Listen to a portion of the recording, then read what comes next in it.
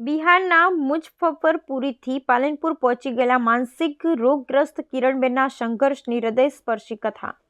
માનસિક અસ્થિર મહિલાનું 15 વર્ષ પછી પરિવાર સાથે મિલન કરાવતું બનાસકાંઠા વહીવટીતંત્ર. નારી સંરક્ષણ કેન્દ્ર પાલનપુરની સરાહનીય કામગીરી. મહિલાના ઘર મુઝફ્ફરપુર બુધનગરા ખાતે દિવાળી જેવો માહોલ. પરિવારથી વિખૂટા પડવું એ જીવંત રહીને પણ અધૂરા જીવન જેવું ગણાય છે. પોતાના પરિવારથી વર્ષો સુધી દૂર થઈ જવાનું દુઃખ વર્ણવી શકાય તેવું હોતું નથી. આવી જ એક સંઘર્ષની હૃદયસ્પર્શી કથા છે બિહારના મુઝફ્ફરપુરના બુધનગરાના કિરણબેન સાહનીની.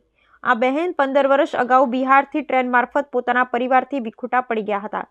તેમની માનસિક સ્થિતિ સારી ન હોય તેઓ ટ્રેન મારફત પાલનપુર રેલવે સ્ટેશન ખાતે ઉતરી ગયા હતા.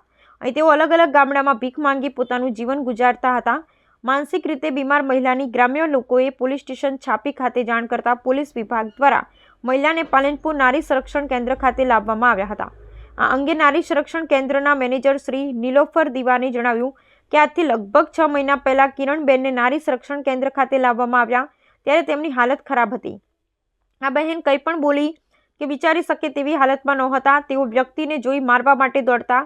આક્રમક વ્યવહાર સાથે તેઓ રડતા રહેતા હતા. પાલનપુરની નારી સંરક્ષણ કેન્દ્રની ટીમ દ્વારા આ બહેનનું કાઉન્સેલિંગ કરવા પ્રયત્ન કરવા પણ બહેન કશું જ બોલી શકતા ન હતા. બહેનની સ્થિતિને જોતા નારી કેન્દ્રો દ્વારા સંવેદના દાખવી સિવિલ હોસ્પિટલ પાલનપુર ખાતે મનોચિકિત્સક વિભાગમાં સારવાર કરવામાં આવી. તેમણે જણાવ્યું કે સારવાર અને કાઉન્સેલિંગ થકી આ બહેનના પરિવાર વિશે જાણવા માટે પ્રયત્ન હાથ ધરાયા હતા. મહિનાઓ પછી બહેનની સ્થિતિ સારી થતાં તેઓ મુઝફ્ફરપુર નગર અને ટ્રેન જેવા શબ્દો બોલતા થયા. નારી સંરક્ષણ કેન્દ્ર પાલનપુર દ્વારા મુઝફ્ફરપુર બિહાર ખાતે ચાલતા સખી વન સ્ટોપ સેન્ટરનો નંબર મેળવી તેના કેન્દ્ર સંચાલક જોડે વાતચીત કરી. આ બહેનની માહિતી ત્યાં મોકલતા ત્યાંના સેન્ટર દ્વારા અલગ અલગ ગામડામાં તપાસ કરતા બહેનનું ઘર મળી આવ્યું.